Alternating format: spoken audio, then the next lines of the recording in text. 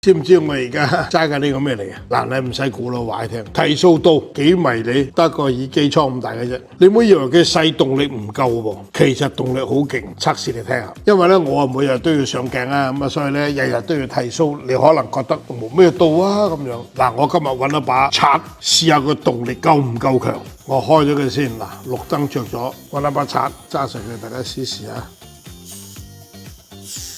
聽到未啊？嗱，中間明顯甩咗去啊！如果你唔明顯咧，我抌落啲水度，睇睇個感覺如何點啊？佢防水㗎，謝謝聲係咪？